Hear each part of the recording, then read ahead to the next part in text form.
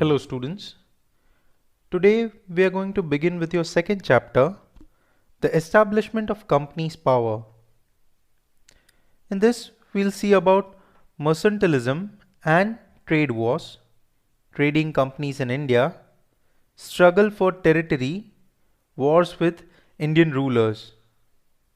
Also, we'll study about the wars of East India Company to establish itself in India, the Industrial Revolution in Europe, and the discovery of new sea routes led to the settlement of trading companies in India. As all these trading companies were profit oriented, they started the period of mercantilism. अभी बच्चों हम ये जानते हैं कि Vasco da Gama जो थे वो समुद्र के रास्ते भारत पहुंचने वाले पहले यूरोपीय लोगों में से एक थे और क्रिस्टोफर कोलंबस जिन्होंने अमेरिका का रास्ता खोजा था, एक्चुअली में वो एक समुद्री यात्रा पर थे भारत की खोज करने के लिए। लेकिन क्या हम ये जानते हैं कि इतने सारे यूरोपीय लोग क्यों भारत के लिए समुद्री मार्ग की खोज करना चाहते थे? ये जानने के लिए चलो पहले हम मुगल साम्राज्य की ओर चलते हैं, जब भी भारत में मुगल साम्राज्य का राज था।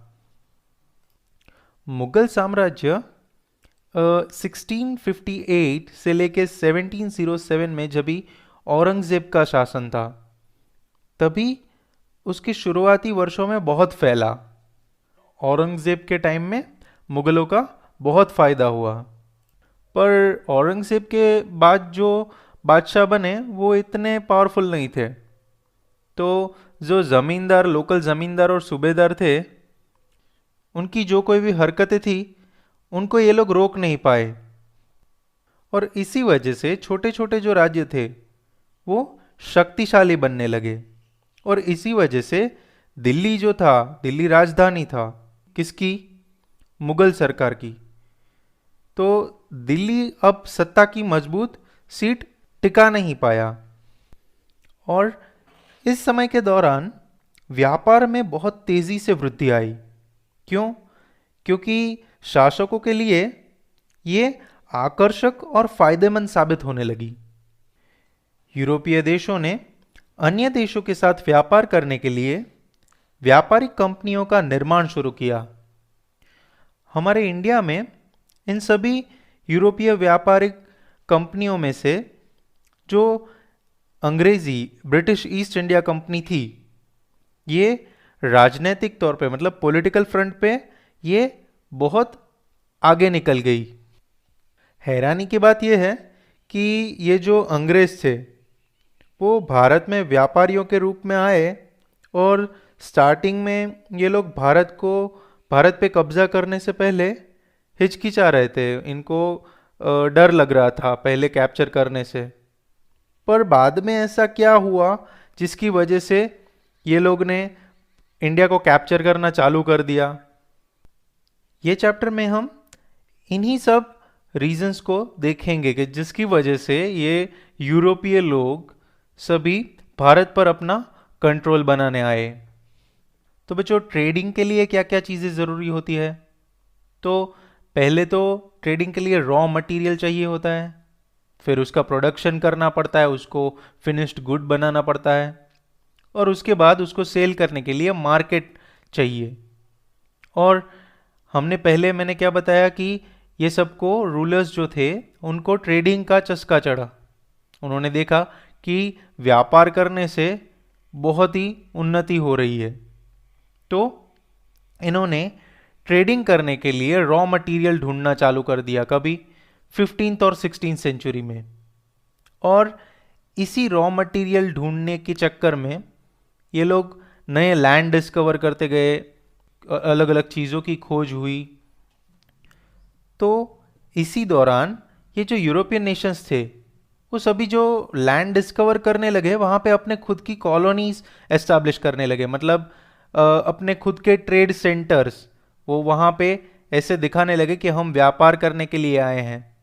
अफ्रीका में केप ऑफ गुड होप के माध्यम से भारत और अन्य एशियाई देशों के नए व्यापार मार्गों की खोज यूरोपीय खोजकर्ताओं द्वारा की गई थी। हमने पहले देखा कि पोर्चुगीज ने जो ईस्टर्न कंट्रीज है वहाँ तक पहुँचने का सभी को सी रूट दिया था, क्योंकि उन्होंने इंडिया तक पहुँचने का पहला सी रूट ढूंढा था। और इसी वजह से वेस्टर्न यूरोप और इंडिया के बीच डायरेक्ट बिजनेस चालू हो गया, डायरेक्ट ट्रेडिंग चालू हो गया। अब 17वीं सेंचुरी की शुरुआत तक तो ये पोर्चुगीज की मोनोपोली थी कि सिर्फ वही अरेबियन सी से होकर इंडिया में बिजनेस कर सकते हैं। बट उसके बाद इंग्लिश और डच ट्रेडर्स ने इनको चैलेंज किया और वो भी इंडिया में आ गए। और उनके बाद आए फ्रांस वाले, और ये एक के बाद एक के बाद एक सब आते गए। और इसी वजह से 18वीं सेंचुरी के एंड तक ये जो यूरोपीय कंपनियां थी ये सभी भारत में इन्होंने अपना डेरा जमा लिया। 1599 में वेल्दी इंग्लिश बिजनेसमैन के एक छोटे ग्रुप ने एक कंपनी ईस्ट इंडिया कंपनी की स्थापना की इंडिया में। 1600 में इंग्लैंड की जो महारानी थी एलिजाबेथ, उन्होंने इन व्यापारियों को एक रॉयल चार्टर दिया। उसमें ऐसा था कि ईस्ट में व्यापार करने के लिए इनके पास एक्सक्लूसिव राइट्स थी, मतलब कि इनके सिवाय ईस्टर्न कंट्रीज में कोई व्यापार नहीं कर सकता।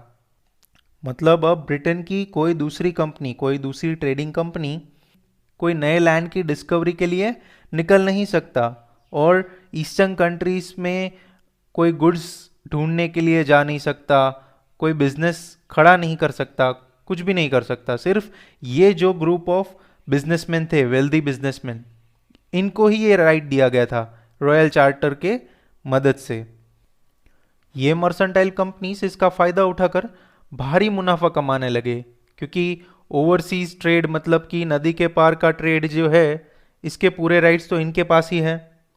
और कुछ भी हथकंडे अपनाने लगे, इसके लिए इनको वॉर भी करना पड़े तो भी ये लोग पीछे नहीं हटे फिर।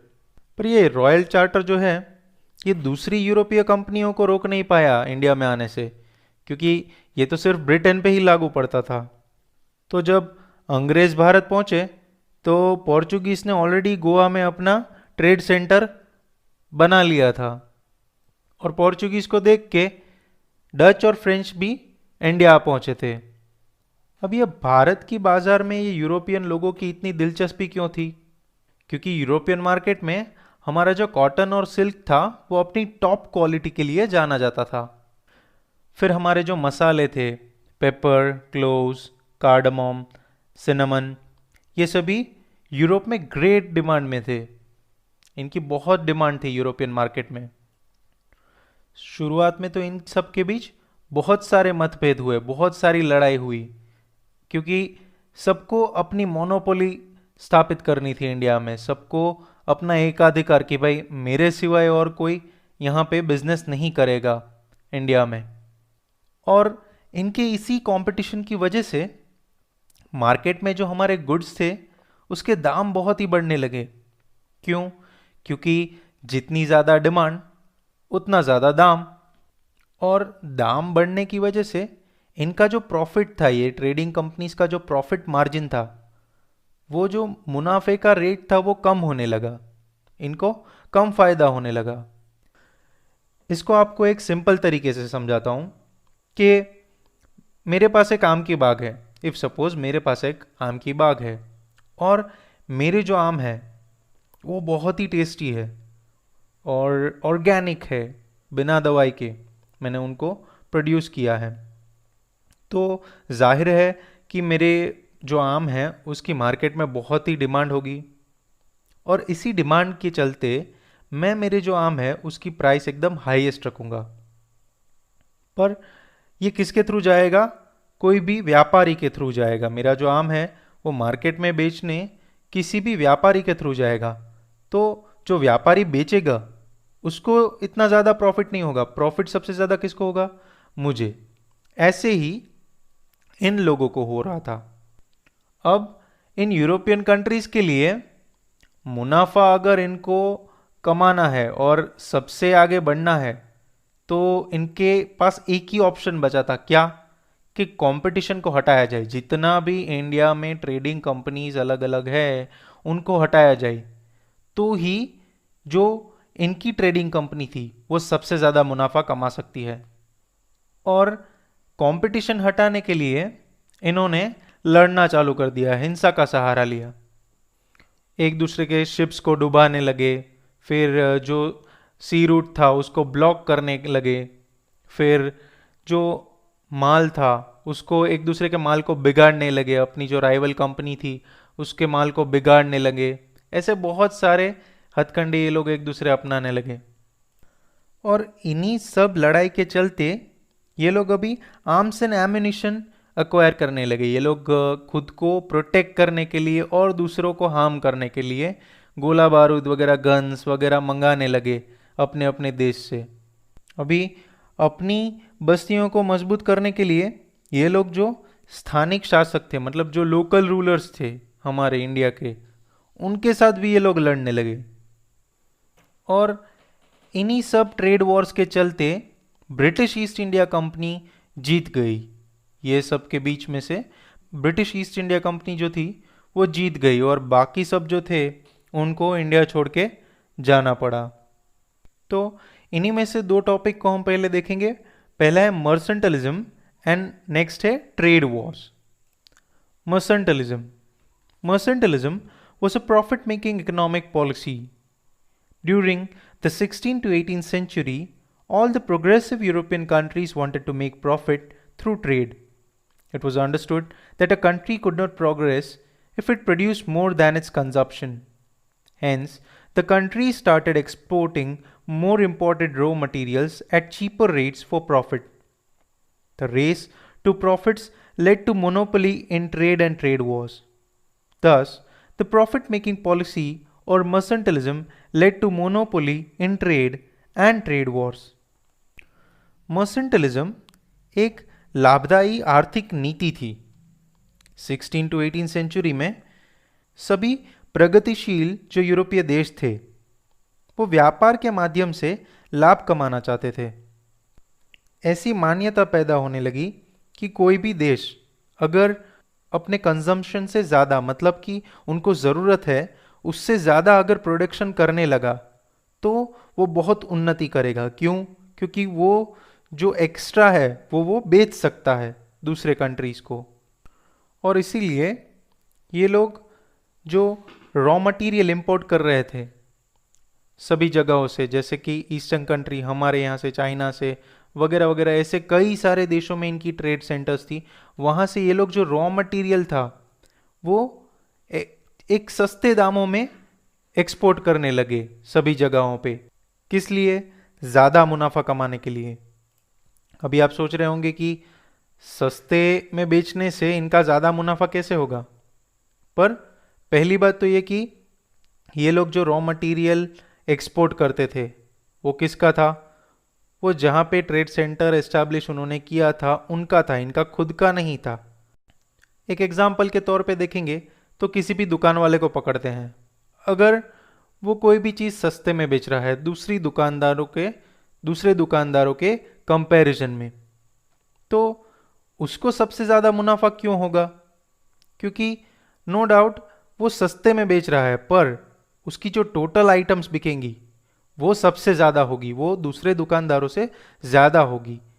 सेम इनके चक्कर में हो रहा था कि ये लोग सस्ती बेच रहे थे बट टोटल आइटम्स बिक रही थी वो इनकी सबसे ज़्यादा बिक रही थी।